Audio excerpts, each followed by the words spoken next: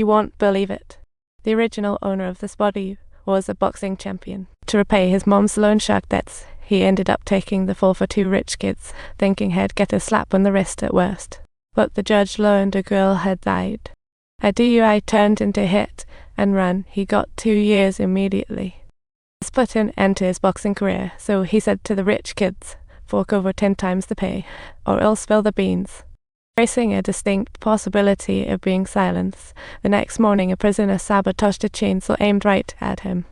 Luckily, he dodged just in time, and the chainsaw turned on its owner. Talk about irony. Others quickly showed up, realizing the rich kids had spent the cool billion to buy his head.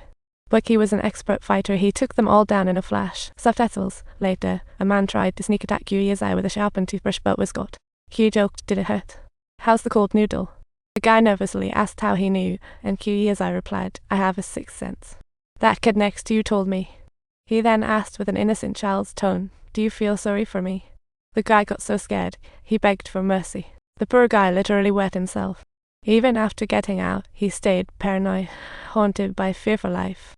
After release, a rich heir lawyer offered $1 billion hush money, but QE refused, scorning the sum. He knew he was sitting on $100 billion waiting to claim it, and he swiftly located the stash using his past life memory. So he split it into 2 portions, one stashed in a mall locker, and the other destined for the original owner's mother. Midway, he was stabbed in the back by the father seeking revenge for his daughter killed by the rich kid. As the Avenger prepared to strike again, he heard someone running their way, and had to make a hasty retreat. Lo and behold, his friend from prison wasn't there to save him. He was a hitman bought by the rich kid. Before QE could say a word, he got stabbed multiple times.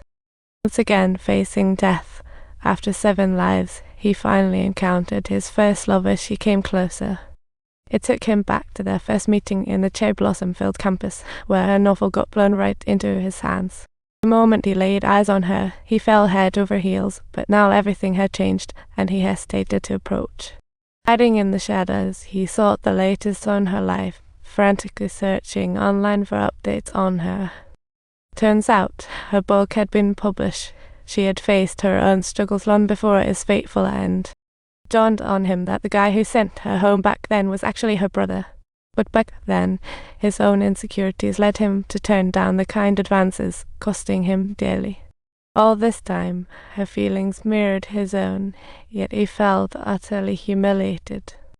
Reflecting on his irrational actions, QE felt immense pain and desperately wanted to know how she was doing. So he crafted his rebirth into a fictional tale, hoping to strike up a conversation with her. He spun his story vividly, and she began to lose herself in it. Over the next few days, they found themselves chatting deep into the night. Their bond grew closer, and that night, as she left, the sky suddenly opened up. Rushing out, he tried to give her an umbrella, only to hear someone shout that there was an accident outside. And the girl struck was a familiar face at the cafe. It felt like a knife to his heart. He dashed to the scene, spotting her red umbrella from a distance. His heart sank. Instinctively, he bolted towards her, only to be barred by the police. As he recognized the familiar figure, his senses returned. She had seen everything.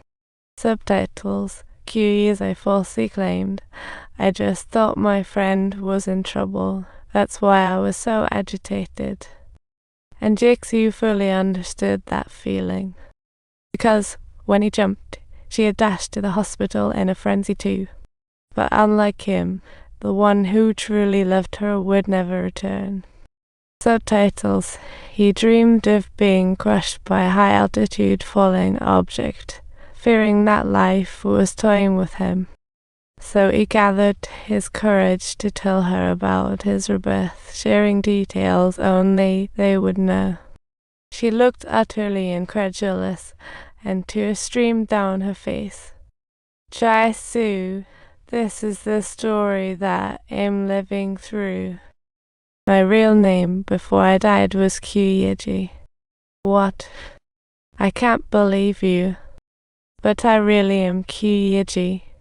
Look A single car accident has crushed all the beauty.